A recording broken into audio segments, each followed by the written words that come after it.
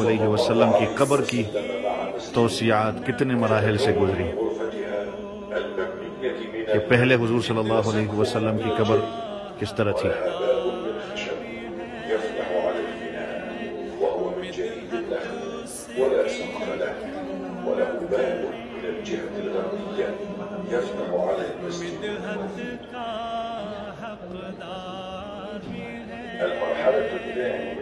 دوسرا مرحلہ حضور پاک صلی اللہ علیہ وسلم کی قبر مبارک پر پردہ لگانا جو عائشہ رضی اللہ عنہا کی طرف سے لگایا گیا تھا.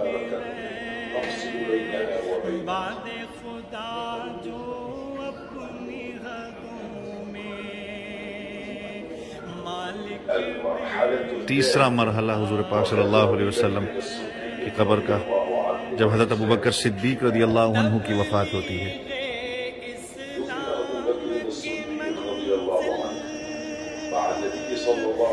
ان کو حضور پاک صلی اللہ علیہ وسلم کے پہلو میں دفن کیا گیا تو حضرت عائشہ رضی اللہ عنہا نے پردہ تھوڑا سا آگے کیا.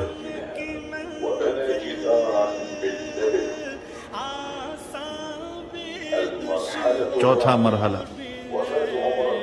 عمر رضی اللہ عنہ کی وفات جب ہوتی ہے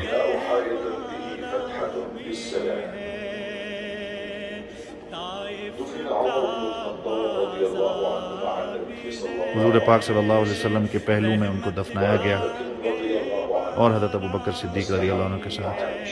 حالانکہ وہ نامحرم تھے ام المؤمنین کے لیے تو انہوں نے دیوار بنا لی. ام المؤمنین عائشہ رضی اللہ عنہا نے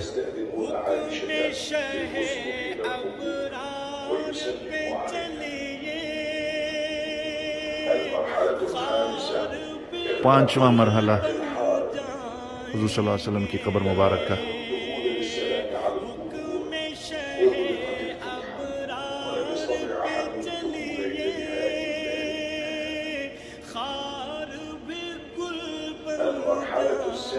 چھٹا مرحلہ ام المؤمنین عائشہ رضی اللہ عنہا کی وفات اور دروازہ حجرے کا بند کر دیا گیا. پھر اس کے بعد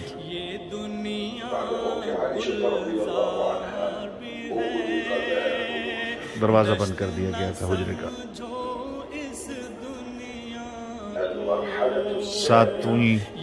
ساتواں مرحلہ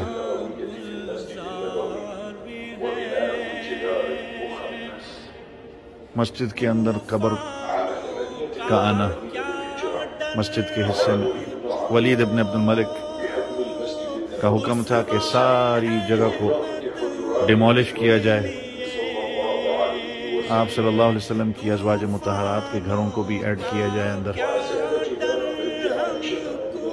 انہوں نے ساری اس بریک وال اس دیوار کو توڑا اور دوبارہ سے تعمیر کی گئی بغیر کسی دروازے اور کھڑکی کے تاکہ کوئی بھی اندر نہ جا سکے.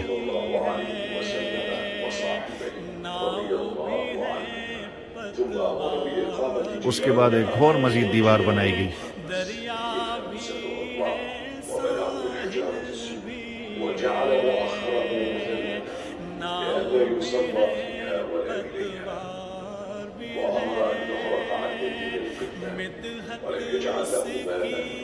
کوئی دروازہ اور کھڑکی اس پہ نہیں بنائی گئی تھی اور پھر اس کو پردے سے بند کر دیا گیا. اور یہ آج جو قبر جو ہے حضور پاک صلی اللہ علیہ وسلم کی جو روضہ مبارک ہے وہ آج اس طرح ہے. اس کو آپ دیکھ سکتے ہیں.